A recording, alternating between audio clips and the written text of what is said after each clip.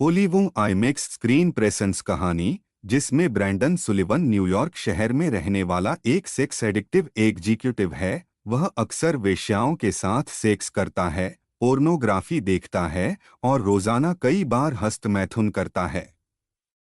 एक दिन ब्रैंडन सुबह की यात्रा के दौरान मेट्रो में सगाई की अंगूठी पहने एक महिला से नजर मिलाता है। वह शुरू में जवाब देती है, लेकिन असहज हो जाती है। जब वे बाहर निकलते हैं तो वह भीड़ में गायब हो जाती है। ब्रैंडन और उसके विवाहित बॉस डेविड एक क्लब में महिलाओं पर डोरे डालते हैं। बाद में ब्रैंडन एक पिछली गली में एक महिला के साथ सेक्स करता है, जिसका डेविड क्लब में पीछा कर रहा था। ब्रैंडन अपनी बहन सिसी, जो एक लाउंज सिंगर है, के कॉल को अनदेखा कर रहा है। वह अपने अपार्टमेंट में आता है और उसे अपने शॉवर में पाकर चौंक जाता है। सिसी के पास शहर में कुछ गिग्स हैं और वह रुकने के लिए कहती है। बाद में वह उसे अपने प्रेमी से टेलीफोन पर विनती करते हुए सुनता है कि वह उसे अस्वीकार न करे। ब्रैंडन और डेविड सिसी को एक बार में न्यूयॉर्क परफॉर्म करते हुए देखते हैं, जिससे ब्रैंडन भावुक हो जाता है। डेविड सिसी के साथ फ्लर्ट करता है और उसकी बाहों पर खुद को पहुंचाए गए घावों के निशान देखता है। सिसी अपने भाई के बेडरूम में डेविड के साथ सेक्स करती है। उस रात बाद में वह ब्रैंडन के साथ बिस्तर पर जाने की कोशिश करती है। वह उसे कमरे से बाहर जाने का आदेश देता है। ब्रैंडन की कंपनी के कंप्यूटर सिस्टम में कंप्यूटर वायरस के संक्रमण के बाद उन्हें पता चलता है कि उसकी हार्ड ड्राइव पोर्नोग्राफी से भरी हुई है।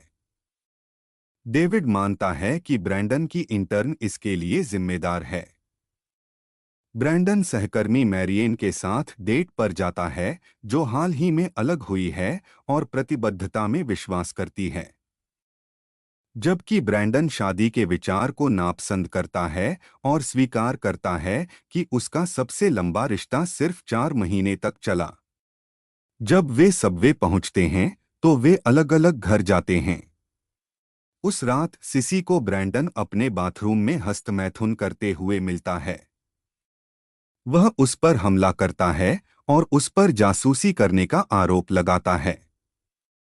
वह एक पोर्नोग्राफिक वेबकैम साइट पर उसका लैपटॉप खुला पाती है। ब्रैंडन उसे बंद कर देता है और परेशान सिसी वहां से चली जाती है। ब्रैंडन अपनी पोर्नोग्राफी, सेक्स टॉय और लैपटॉप को फेंक देता है। कार्यालय में वह मैरिएन को चूमता है और दोनों को एक होटल का कमरा मिल जाता है, लेकिन ब्रैंडन को इरेक्शन नहीं मिल पाता। मैरिएन चली जाती है। बाद में ब्रैंडन उसी कमरे में एक वेश्या के साथ आक्रामक सेक्स करता है। ब्रैंडन सिसी को बताता है कि डेविड का एक परिवार है और उसे जाने के लिए कहता है। वह कहती है कि परिवार के रूप में उन्हें एक दूसरे की मदद करनी चाहिए, लेकिन ब्रैंडन उसे गैरजिम्मेदार और बोझ कहता है। वह एक बार में जाता है और एक महिला को बहकाता है, स्पष्ट रूप से बताता है कि वह उसके साथ क्या करेगा। जब उसका प्रेमी हस्तक्षेप करता है तो वह झुकने के करीब होती है। ब्रैंडन उसके चेहरे पर हंसता है। उसके जाने के बाद प्रेमी उसका पीछा करता है और उसे बेरहमी से पीटता है।